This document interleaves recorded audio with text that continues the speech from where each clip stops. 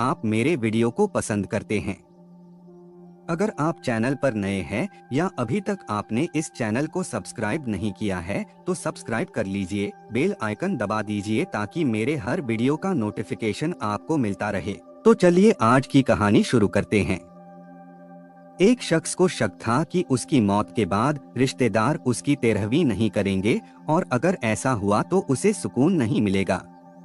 यही सोचकर उसने फैसला किया कि वो अपने जीते जी लोगों को अपनी 13वीं का खाना खिलाएगा। इसके बाद उसने जिंदा रहते हुए भी मृत्यु भोज का कार्ड छपवाया और पूरे गांव में बांट दिया। फिर अपने हाथों से करीब 800 लोगों को खाना खिलाया और इसके अगले ही दिन जो हुआ उसे जानकर हर कोई हैरान रह गया। 13वीं के एक भोज की कुछ तस्वीरें सामने आई हैं।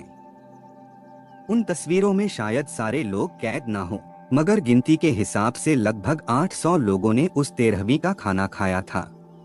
और दूसरी तस्वीर जो इसके बाद सामने आई उसमें एक बुझी हुई चिता है। आज भी देश के कई ऐसे इलाके हैं जहां श्मशान नहीं है।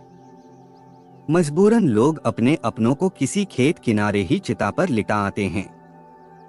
अब आप कहेंगे कि इन दो तस्वीरों में ऐसा खास क्या है? 13वीं का भोज हमारे देश में आम रस्म या आम बात है।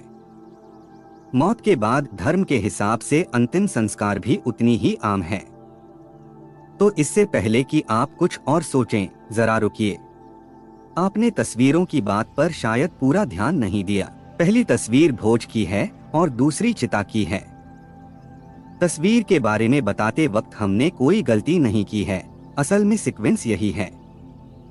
पहले 13वीं फिर चिता। अब भी नहीं समझे? तो चलिए सीधे समझाते हैं। अमूमन किसी की मौत के बाद ही 13वीं का भोज दिया जाता है, लेकिन यहाँ उल्टा था। एक शख्स जीते जी अपनी 13वीं करा रहा था। पूरे गांव को 13वीं के भोज पर न्योता दे डाला था। पूरे गांव ने जी भरकर 13वीं का खाना खाया। सब कुछ ठीक था। लेकिन फिर अगले दिन जिस शख्स ने जीते जी 13वीं का भोज दिया था वो सचमुच मर गया। यानी 13वीं के भोज के ठीक 24 घंटे बाद मर गया। अब इसे आप क्या कहेंगे? लेकिन जब आप मौत से पहले ही 13वीं के भोज की असली कहानी सुनेंगे तो आप भी कहेंगे कि भोज देने वाला शख्स शायद सही था। जीते जी खुद की 13वीं कराने वाला अपने पीछे एक ऐसा सुलगता सवाल छोड़ गया है जो सिर्फ समाज नहीं, सिस्टम नहीं, बल्कि हर रिश्ते को अपने निशाने पर लेता है। मामला यूपी के एटा जिले का है, जहां सकीट कस्बे में मुंशी नगर मोहल्ला है। इसी मोहल्ले में हाकिम सिंह यादव रहा करते थे। उम्र यही कोई 55 बरस रही होगी। हाकिम कई बीघा जमीन के मालिक थे। खाली वक्त में चाय की अपनी दुकान भी चलाते थे। ढलती उम्र में बड़ी मुश्किल से बिहार की किसी लड़की से उनकी शादी हुई, पर शादी के कुछ वक्त बाद ही पत्नी छोड़कर भाग गई। औलाद कोई थी नहीं। ले देकर परिवार के नाम पर 3 भाई और भतीजे थे, पर भाई और भतीजों की नजर भी हाकिम सिंह की जमीन पर थी। बीच बीच में हाकिम सिंह ने थोड़ा थोड़ा करके कई बीघा जमीन बेच डाली। भाई भतीजों को ये बात पसंद नहीं थी। वो जानते थे कि आज या कल जब भी हाकिम सिंह की मौत होगी सारी जमीन के मालिक वही लोग होंगे। इसीलिए वो हाकिम को जमीन बेचने से रोकते थे।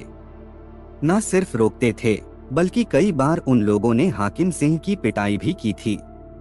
अगर आप हमारे चैनल पर नए हैं तो कहानी में आगे बढ़ने से पहले कृपया क्राइम की कहानी चैनल को सब्सक्राइब कर लीजिए, बेल आइकन दबा दीजिए ताकि मेरे हर वीडियो का नोटिफिकेशन आपको मिलता रहे। हमें आपके सहयोग की बहुत जरूरत है। परिवार यानी भाई भतीजों के इस बर्ताव से धीरे धीरे हाकिम दुखी रहने लगे।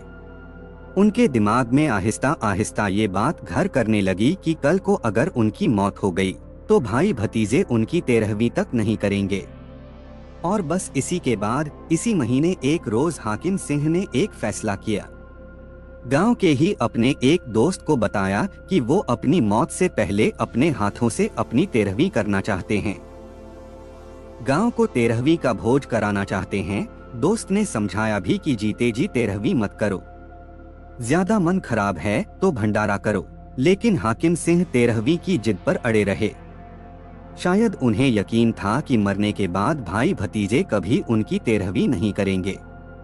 और ऐसे में शायद उनकी आत्मा को कभी सुकून नहीं मिलेगा। बस इसी सोच के साथ हाकिम सिंह यादव ने जिंदा पर मृत्यु भोज का ये कार्ड छपवा दिया। बाकायदा अपनी ही मृत्यु भोज का कार्ड पकड़कर उन्होंने तस्वीरें भी खिंचवाई। निमंत्रण पत्र पूरे गांव में बांटा गया। ऐसा निमंत्रण पत्र देखकर खुद गांव वाले भी हैरान थे। ऐसे किसी भोज में इससे पहले उन्हें जाने का ऐसा कोई अनुभव नहीं था। गांव के आसपास दूसरे गांवों में इस जिंदा मृत्यु भोज को लेकर चर्चा होने लगी। चर्चा यहां तक पहुंची कि खबर मीडिया के कानों तक जा पहुंची। कुछ चैनल इस जिंदा मृत्यु भोज को अपने कैमरे में कैद करने के लिए बाकायदा वहां पहुंच गए। हाकिम सिंह ने अपने हाथों से लोगों को खाना खिलाया। सैकड़ों लोगों के लिए हलवाई से पूरी सब्जी बनवाई गई। लोगों ने भी छक के खाना खाया। 13वीं के इस खाने में शामिल होने वाले लोगों के चेहरे पर कोई शोक नहीं, बल्कि खुशी और ठहाके थे, क्योंकि एक जिंदा आदमी अपनी मौत का खाना खिला रहा था, वो भी अपने हाथों से, जिसका पूरा वीडियो भी सामने आया है। 15 जनवरी की देर शाम तक करीब 800 लोगों ने जमकर जिंदा हाकिम सिंह की 13वीं का खाना खाया और खुशी खुशी घर को लौट गए। उस रात हाकिम सिंह को भी चैन की नींद आई। वो अब इस बात को लेकर पूरी तरह से इत्मीनान में थे कि अब मौत के बाद भाई भतीजे उनकी 13वीं कराएं या न कराएं, क्योंकि वो अपनी 13वीं अब कर चुके। अब 16 जनवरी की तारीख आ चुकी थी। पूरा दिन बीत गया। अगले दिन भी हाकिम सिंह की उसी मृत्यु भोज की ही बातें पूरे गांव में हो रही थी। अब 16 जनवरी की रात आ गई। ठीक ठाक हाकिम सिंह बिस्तर पर चले गए। ये हाकिम सिंह की आखिरी रात थी। सुबह जब दोस्त ने जगाया तो हाकिम सिंह जागे ही नहीं। जिंदा मृत्यु भोज के ठीक 24 घंटे बाद सचमुच हाकिम सिंह की मृत्यु हो चुकी थी। सुबह होते ही हाकिम सिंह की मौत की खबर चारों तरफ गांव में फैल गई। पुलिस के कानों तक भी बात पहुंची। पुलिस को लगा कि कहीं कुछ गड़बड़ ना हो, लिहाजा लाश को पोस्टमार्टम के लिए भेज दिया गया। पर पोस्टमार्टम रिपोर्ट के मुताबिक हाकिम सिंह की मौत दिल का दौरा पड़ने से हुई थी। जिंदा मृत्यु भोज देने वाले हाकिम सिंह की भोज देने के 2 दिन बाद अब सचमुच चिता सजी और गांव के खेत में उनका अंतिम संस्कार हुआ। कहानी का क्लाइमेक्स ये है कि अंतिम संस्कार में भाई और भतीजे भी शामिल थे, लेकिन जब उनसे किसी रिपोर्टर ने पूछा कि क्या अब वो हाकिम सिंह की 13वीं करेंगे, भाई भतीजों का जवाब था वो तो पहले ही कर चुके, अब दोबारा कौन करे। 13वीं को लेकर हाकिम सिंह की सोच बिल्कुल सही थी। इसके बाद लोगों का कहना है कि हाकिम सिंह यादव अपने रिश्तेदारों और भाइयों के व्यवहार से दुखी और भगवान ने उनकी सुन ली और अपने पास बुला लिया। कहानी को लास्ट तक सुनने के लिए आपका धन्यवाद। इस कहानी के बारे में अपनी राय कमेंट करके जरूर बताइएगा और ऐसी ही अपराध की सच्ची कहानियों के लिए हमारे चैनल क्राइम की कहानी को सब्सक्राइब कर लीजिए। कहानी को लाइक और शेयर जरूर करें। धन्यवाद।